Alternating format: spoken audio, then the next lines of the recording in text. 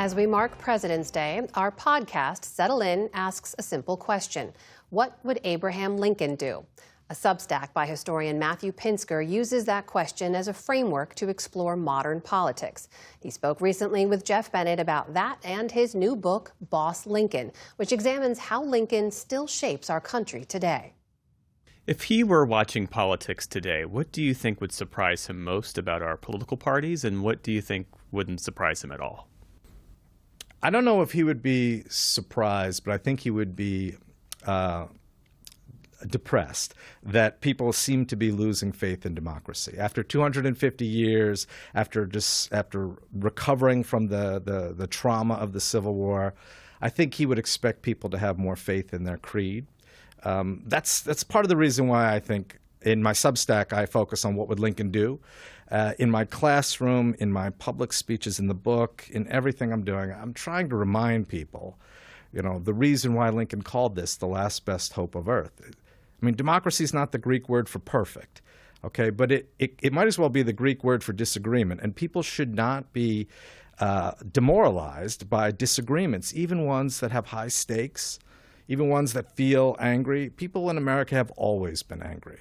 And that doesn't have to mean the end of the republic. And if everyone would just kind of remember that, we would all be in a better place. That's good advice. The idea that's straight from Lincoln. Yeah. Well, that was my next question. I was going to ask this idea of what would Lincoln do. What's the framework you use to determine what, in fact, he would do?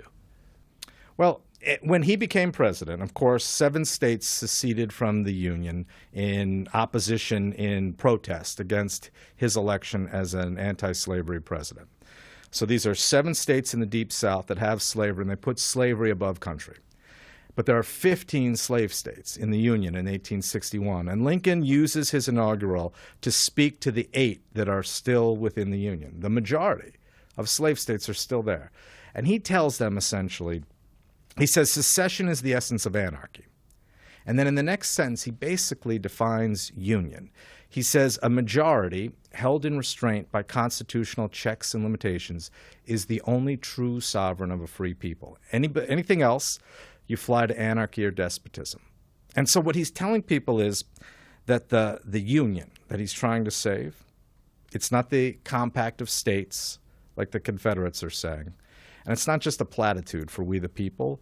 It's the union between the winners and losers in the election. And he's trying to reassure those 8 slave states that even though he's anti-slavery, he will respect the constitutional limitations that protect their rights as slaveholders.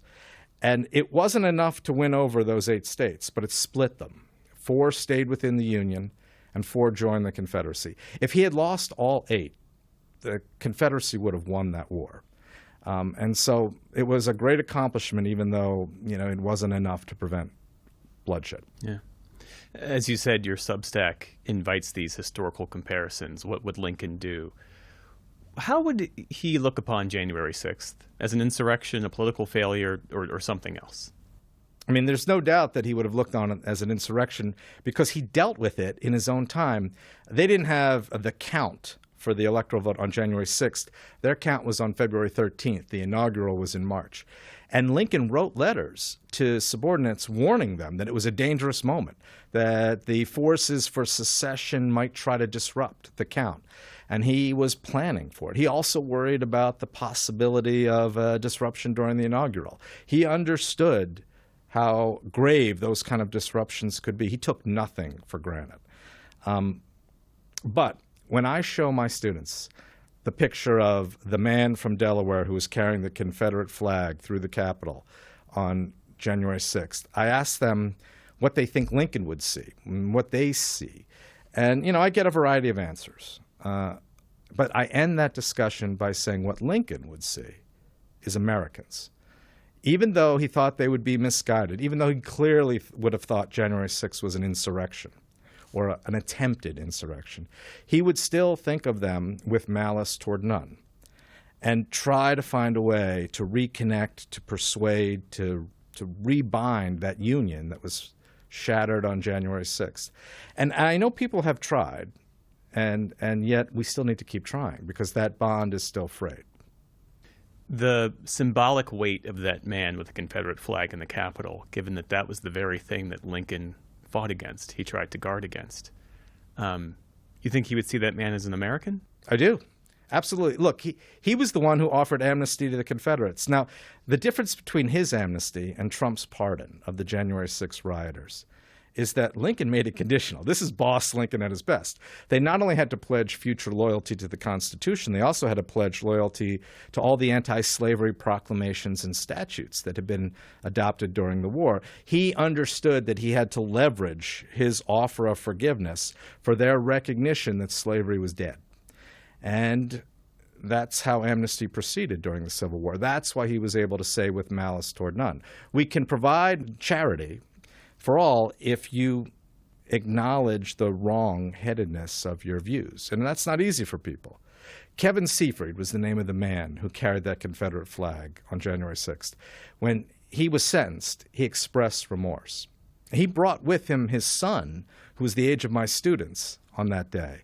He also expressed remorse. Now that they've been pardoned, I hope they still feel that remorse. But I'm not sure they do, because the pardon that President Trump offered was just a blanket sweeping pardon. He calls them victims. Now, I don't think Lincoln would see them as victims, but he would still see them as Americans. And you can find that full episode of Settle In and more on our PBS News YouTube page or wherever you get your podcasts. Support journalism you trust. Support PBS News. Donate now, or even better, start a monthly contribution today.